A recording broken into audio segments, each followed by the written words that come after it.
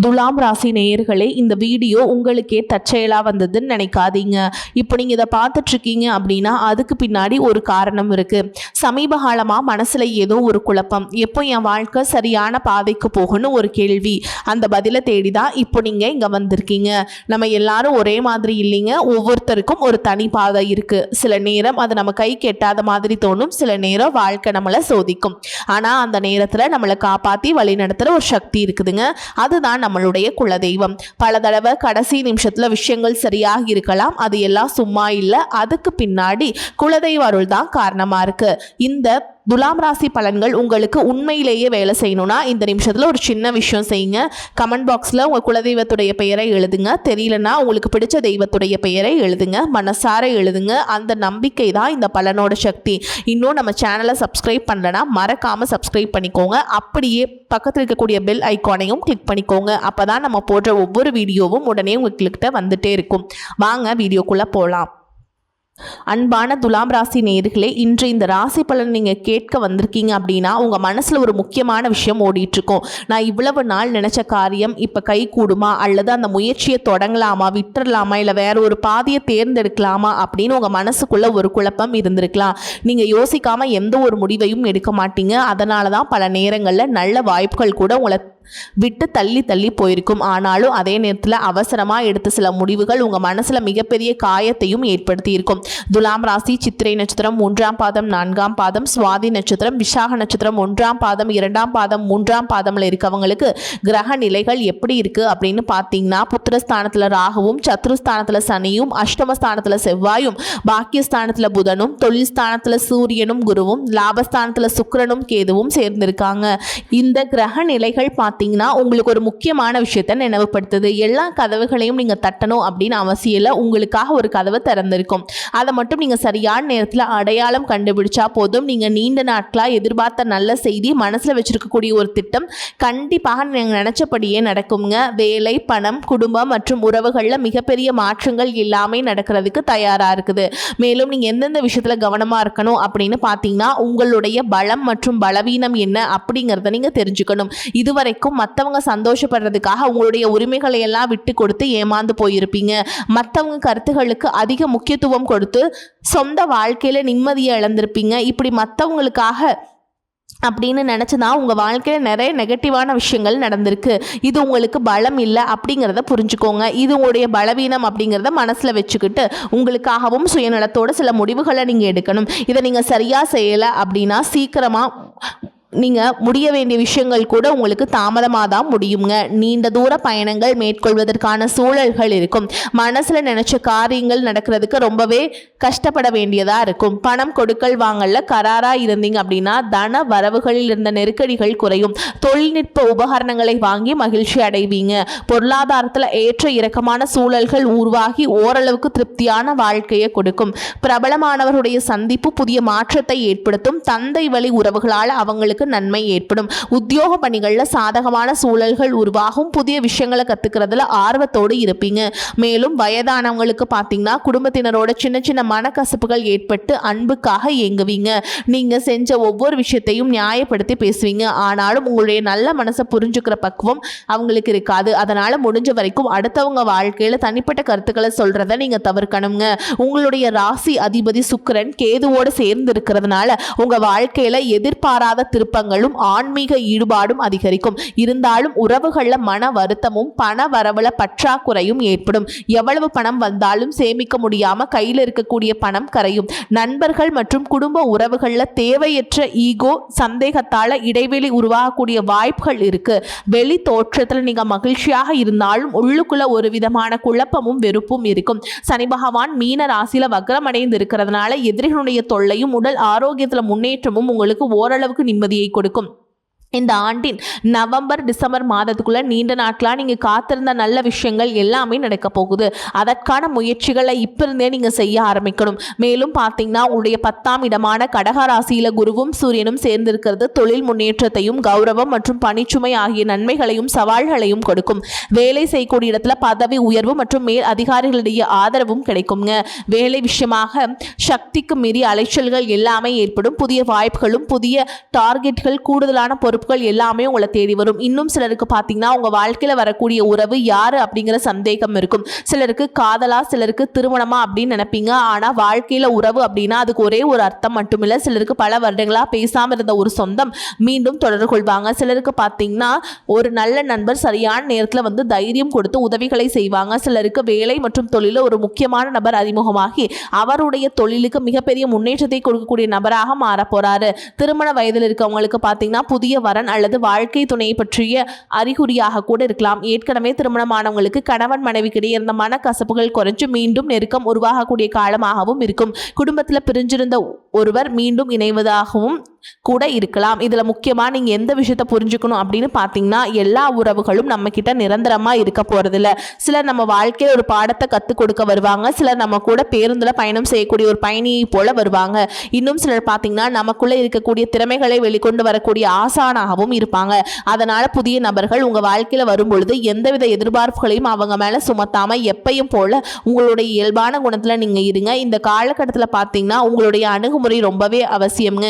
யாராவது என்னை தேடி வரட்டும் அப்படின்னு காத்திருக்கிறத விட நீங்களும் நல்ல ஒரு உறவுகளாக இருக்க தயாராக இருக்கணும். ஒரு சின்ன ஃபோன் கால் அல்லது ஒரு சந்திப்பு, ஒரு சின்ன பேச்சுவார்த்தை கூட உங்களுடைய வாழ்க்கையில் அடுத்த அத்தியாயத்தை ஆரம்பிக்க காரணமாக இருக்கலாம். அதனால் பலன்களில் சொல்லக்கூடிய உறவு அப்படிங்கிறது ஒரே மாதிரியான பலன் இல்லை. உங்களுடைய வயது, குடும்ப நிலை, வேலை, திருமண வாழ்க்கை எல்லாத்தையும் பொறுத்து உங்களுக்கான பலன்கள் மாறுபடும். நீங்கள் என்னதான் நல்ல விஷயங்களை நினைச்சாலும் நல்லதையே மற்றவங்களுக்கு செஞ்சாலும் உங்களுக்கு தொடர்ச்சியாக கஷ்டங்களும் பிரச்சனைகளும் மாறி மாறி வந்துக்கிட்டு தான் இருக்குது. அதையெல்லாம் மறந்து உண்டு வேலை உண்டு அப்படின்னு இருந்தாலும் மனசுக்குள்ளே ஏதோ ஒரு கவலை, ஏதோ ஒரு குழப்பம் உங்களை அதிகமாக யோசிக்க வச்சுட்டு இருக்கும். யாராவது என்னுடைய குழப்பங்களுக்கு பதில் சொல்ல மாட்டாங்களா, நல்ல தீர்வு சொல்ல மாட்டாங்களா, கடைசிக்கு என்னுடைய கஷ்டங்களை காது கொடுத்து கேட்க மாட்டாங்களா, ஆறுதலா நாலு நல்ல வார்த்தை பேசிட மாட்டாங்களா, என்னை உண்மையாக நேசிக்க மாட்டாங்களா, எதிர்பார்ப்பு இல்லாமல் என்கிட்ட பழக மாட்டாங்களா அப்படின்னு தான் நீங்கள் ஆதங்கப்படுறீங்க. இப்படி நினைக்கக்கூடிய உங்ககிட்ட நான் சொல்லக்கூடிய ஒரே ஒரு விஷயம், உங்களுடைய வாழ்க்கையில் உங்களுக்கு பிரச்சனைகள் இருக்குது, கஷ்டங்கள் வருது அப்படின்னா நீங்கள் நிறைய பாவங்கள் பண்ணிட்டீங்க அப்படின்னு அர்த்தம் இல்லை. நீங்கள் தவறான நபர் அப்படின்னும் அர்த்தம் இல்லை.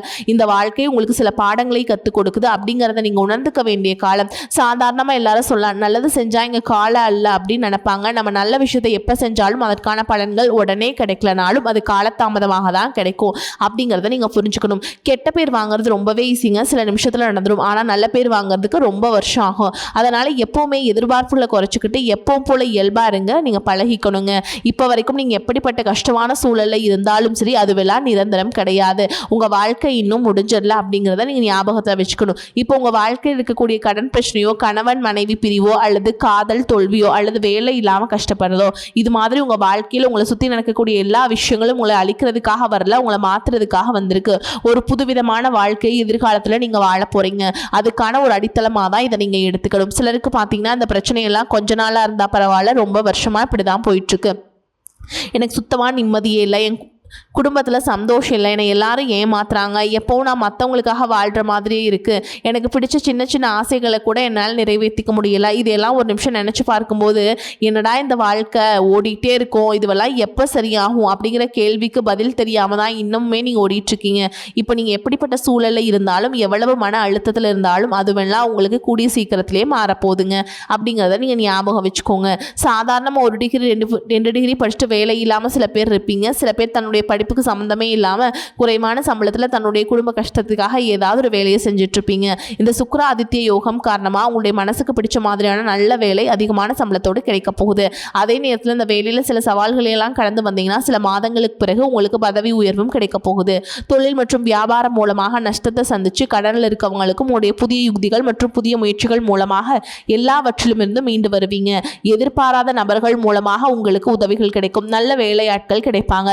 உங்களுடைய பொருளாதாரம் உயரப்போகுது. குடும்ப வாழ்க்கை இனிமையாக இருந்தாலும் குழந்தை பாக்கியம் இல்லை அப்படின்னு கோயிலுக்கும் ஹாஸ்பிட்டலுக்கும் மாறி மாறி போயிட்டு வந்திருப்பீங்க. சரியான புரிதலோடு சரியான மருத்துவ சிகிச்சைகள் மற்றும் குலதெய்வத்துக்கு பொங்கல் வச்சு வழிபாடு செய்வது, ஆரோக்கியமான விஷயங்களை செய்யறதன் மூலமா இந்த வருடத்தின் இறுதிக்குள்ள நிச்சயமா உங்களுக்கு குழந்தை பாக்கியம் கிடைப்பதற்கான வாய்ப்புகள் இருக்கு. அப்படி உங்களுக்கு கரு உருவாகக்கூடிய சூழல்ல நீண்ட தூர பயணங்களையும் அளவுக்கு அதிகமாக யோசிக்கிறதையும் முற்றிலுமாக நீங்க தவிர்க்கணும். இதை மட்டும் நீங்க சரியா செஞ்சுட்டு வந்தீங்கன்னா அழகும் அறிவும் ஒன்றாக இருக்கக்கூடிய குழந்தை பிறக்கும். இதனால் வரைக்கும் நீங்க என்னதான் பாசிட்டிவான தாட்டில் இருந்தாலும் உங்களுடைய மனசில் நெகட்டிவான எண்ணங்கள் வந்து எந்த ஒரு காரியத்தை செஞ்சாலும் அதில் உங்களுக்கு ஒரு முழு திருப்தி இல்லாத மனநிலையாக இருந்திருக்கும். அதனாலேயே உங்களுக்கு மனதளவில் பல சோதனைகள் எல்லாமே வந்திருக்கும். உங்களுடைய கடின உழைப்பால் உங்களுக்கு வருமானம் அதிகமாக வரக்கூடிய சூழல் இருந்தாலும் வருமானத்தையும் மீறி அதிகமாக கடன் வாங்கி செலவு செய்யக்கூடிய சூழலும் வந்திருக்கும். சில இடங்களில் மற்றவங்களுக்கு கடனாக பணத்தை கொடுத்துட்டு அதை திரும்ப வாங்க முடியாமல் ரொம்பவே மன உளைச்சலுக்கு ஆளாகி இருப்பீங்க. இதனாலே குடும்பத்திலையும் சரி தொழிலையும் சரி உங்களுக்கு நிம்மதி இருந்திருக்காது. உடல் ஆரோக்கியத்தை பொறுத்த வரைக்கும் 50 வயசுக்கு மேலே இருக்கவங்க ஏதாவது உடல் பிரச்சனை காரணமாக மருந்து மாத்திரைகளை அதிகமாக சாப்பிடுவாங்க. ஆனால் அது குணமடையாமல் தொடர்ந்து பிரச்சனைகளை கொடுத்துட்டே இருந்திருக்கும். இனி வரக்கூடிய கிரக நிலைகள் காரணமாக மருந்துகளோடு இயற்கையான உணவு முறைகளையும் நீங்கள் எடுத்துக்கிட்டீங்கன்னா உங்களுடைய உடல் வலுப்பெறும். எல்லா விதமான துன்பங்கள்ல இருந்தும் நீங்கள் மீண்டு வர போறீங்க. உங்களுடைய வாழ்க்கையில் மற்றவங்க அவங்களுடைய சுயநலத்துக்காக தெரிஞ்சு உங்களுக்கு சில துரோகங்களை எல்லாம் செஞ்சுருப்பாங்க. மற்றவங்க செஞ்ச தப்புக்கும் நீங்களே பழி ஏற்றுக்கிற மாதிரி இருந்திருக்கும். ஒரு விஷயத்தை நல்லா புரிஞ்சுக்கோங்க, சிலரை மாற்ற முடியாது, ஆனால் நம்மளை நம்ம மாற்றிக்க முடியும். உங்களுடைய வாழ்க்கையில் ஒவ்வொரு நிலையிலையும் ஒவ்வொரு நாளும் ஒவ்வொரு செயலுக்கும் ஒவ்வொருத்துடைய விமர்சனத்துக்கும் பதில் கொடுத்துட்டு இருக்க முடியாது. இயற்கைக்கும் கடவுளுக்கும் நம்மளுடைய மனசாட்சிக்கும் உண்மையாக இருந்து யாரோட மனசையும் புண்படுத்தாமல் நம்ம அடுத்த நிலையை நோக்கி போயிட்டே இருக்கணும். நீங்கள் பெருசாக மதிச்ச சில உறவுகள், உயிராக நினைக்கக்கூடிய சில உறவுகள், எதிர்காலம் அப்படின்னு நினைக்கக்கூடிய குழந்தைகளும், ஆதரவாக இருக்கக்கூடிய குடும்பமுமே உங்களுக்கு பல கஷ்டங்களை எல்லாம் கொடுத்துருப்பாங்க. இவ்வளவு வழிகளையும் வேதனைகளையும் கடந்து இன்னமும் நீங்கள் ஓரளவுக்கு நல்லா இருக்கீங்க அப்படின்னா அதுக்கு மிக முக்கியமான காரணம் நீங்கள் கடவுள் மேலே வச்சிருக்கிற நம்பிக்கையும் இதுவரைக்கும் நீங்கள் செஞ்ச நல்ல காரியங்களும் தான் உங்களை காப்பாற்றிக்கிட்டு இருக்குங்க அப்படிங்கிறத நீங்கள் புரிஞ்சுக்கோங்க. உங்களை பொறுத்த வரைக்கும் இந்த வாழ்க்கையில் நீங்கள் பெருசாக எதையுமே ஆசைப்படல. ஆரோக்கியமான சாப்பாடு, தனக்குன்னு சந்தோஷமான நல்ல குடும்பம், மனசுக்கு பிடிச்ச வீடு, தேவைகளை எல்லாம் பூர்த்தி செய்யக்கூடிய அளவுக்கு வருமானம் கொடுக்கக்கூடிய வேலையோ தொழிலோ இது இருந்தால் போதும். உடல் ஆரோக்கியமும் நிம்மதியான தூக்கமும் இருந்தால் போதும் அப்படின்னு தான் நினைக்கிறீங்க. உங்களுக்கு இந்த அடிப்படையான விஷயங்கள் ஓரளவுக்கு கிடைச்சாலும் மனசில் நிம்மதி இல்லாததுனால உங்கள் முகத்திலையும் தேஜஸ் இல்லை. இதுக்கப்புறமாவது இந்த வாழ்க்கையை நல்லா என்ஜாய் பண்ணும் அப்படின்னு நீங்கள் ரொம்பவே நம்பிட்டு இருக்கீங்க. நடக்கிற விஷயங்கள் எல்லாம் பாதி தான் நிறைவேறுது. அதனாலே உங்கள் வாழ்க்கை கனவு மாதிரி ஒரு பிடிப்பே இல்லாமல் தான் போயிட்டுருக்கு. எதை செய்ய போனாலும் ஏதாவது ஒரு தடைகள் உங்களுடைய வாழ்க்கையை முடிக்கிற மாதிரி இடைஞ்சலாக இருந்திருக்கும். இக்கட்டான நேரத்தில் யாராவது எனக்கு சின்ன ஒரு உதவி செய்ய மாட்டாங்களா, என்ன கை கொடுத்து தூக்கி விட மாட்டாங்களா, ஆறுதலாக 4 வார்த்தை பேச மாட்டாங்களா அப்படின்னு எத்தனையோ முறை கடவுள்கிட்ட நீங்கள் வேண்டுதல் வச்சுருப்பீங்க. உங்களுடைய அத்தனை வேண்டுதல்களும் இனி வலிக்க போகுது. இதுவரைக்கும் வாடகை வீட்டில் இருந்திருப்பீங்க. அதனாலே உங்களுக்கு திருமணம் சில நேரங்களில் தடைபட்டு இருந்திருக்கும். நேரடியாக சொல்லாமல் ஜாதகம் சரியில்லை, பொருத்தம் இல்லை, அரசாங்க வேலை இல்லை அப்படின்னு சொல்லி எத்தனையோ காரணம் சொல்லி தட்டி கழிச்சிட்டு போயிருந்திருப்பாங்க. நீங்களா காதலிச்சா கூட அவங்களும் ஏதாவது ஒரு ரீசன் சொல்லி எங்கள் அப்பா அம்மா ஒத்துக்கல, எனக்கு உன்னை பிடிக்கல அப்படின்னு கடைசி நேரத்தில் ஏமாற்றிட்டு போகக்கூடிய சூழலும் இருந்திருக்குங்க. இனி வரக்கூடிய காலங்களில் உங்களுக்கு நல்ல வேலை வாய்ப்பு அமையும் பொழுது அந்த இடத்துல உங்களுடைய திறமைகளுக்கு மதிப்பு கொடுப்பாங்க. உங்களுடைய நிர்வாகத்திறன் மற்றும் தலைமை பண்பு அதிகரிக்கும். மற்றவங்களுடைய மதிப்பும் மரியாதை வைக்கிற மாதிரியான செயல்களை செய்வீங்க. துணிச்சலான முடிவுகளை எடுப்பீங்க. இதுவரைக்கும் பொது இடங்களில் நல்ல விஷயங்களை செய்கிறதன் மூலமாக தயங்கி நின்று இருப்பீங்க. ஆனால் இதுக்கப்புறமா நீங்கள் துணிந்து செய்ய போகிறீங்க. இதன் காரணமாக உங்களுக்கு போட்டியாளர்கள் யாருமே இருக்க மாட்டாங்க, எதிரிகள் யாரும் இருக்க மாட்டாங்க. உங்களுடைய முன்னேற்றத்தை தடுத்து நிறுத்த யாரும் இருக்க மாட்டாங்க. புதனும் சுக்கரனும் உங்களுடைய பேச்சு திறமைக்கு காரணமாக இருக்க போகிறாங்க. இதுவரைக்கும் நீங்கள் பேசின பேச்சை விட நீ எல்லாருக்கிட்டையுமே நம்பிக்கையோடு பேச போகிறீங்க. உங்களுடைய பேச்சில் ஒரு காந்த சக்தி இருக்க போகுது. புத்திசாலித்தனமான முடிவுகளை எடுப்பீங்க. உங்களுடைய நண்பர்கள் வட்டம் விரிவாக போகுது. குடும்பத்தில் நெருங்கிய உறவுகள் மரணத்தால் மன வலிமை இழந்து ரொம்பவே கஷ்டப்பட்டு இருந்திருப்பீங்க. இதற்கு பிறகு மன வலிமையோடு எல்லா விஷயத்தையுமே நீங்கள் செய்ய போகிறீங்க. உங்களுக்கு நல்ல வாழ்க்கை துணை அமைய போகிறாங்க. அதுவும் கை நிறைய சம்பளம் வாங்கக்கூடிய அழகான வாழ்க்கை துணை அமைவாங்க. உங்களுடைய 2 பேருடைய வருமானமும் உங்கள் குடும்ப பொருளாதார நிலையை உயர்த்த போகுது. திருமணம் முடிஞ்சதுக்கப்புறம் புதிதாக உங்களுக்கு சொந்த வீடு, வாகனம் எல்லாமே சாத்தியமாகும். வெகு விரைவிலேயே நீங்கள் நினச்ச மாதிரியான வாழ்க்கையை நீங்கள் வாழ போகிறீங்க. நீண்ட காலமாக உங்கள் குடும்பத்தில் வாழ்க்கை துணையின் உறவுகள் மூலமாக நிறைய பிரச்சனைகள் எல்லாமே சந்திச்சு வந்துட்டு இருப்பீங்க. நீண்ட காலமாக உங்களுக்கு பிரச்சனைகளை கொடுத்து கொண்டு வந்த உங்களுடைய வாழ்க்கை துணையின் உறவுகள் உங்களை விட்டு விலகி இருக்க போகிறாங்க. அவங்க செஞ்ச பாவங்களுக்கும் மனசாட்சி இல்லாமல் நடந்திருக்கிறதுக்கும் சரியான தண்டனை கிடைக்க போகுது. இதற்கு பிறகு குற்ற உணர்ச்சியால் அவங்களே உங்ககிட்ட மன்னிப்பும் கேட்க போகிறாங்க.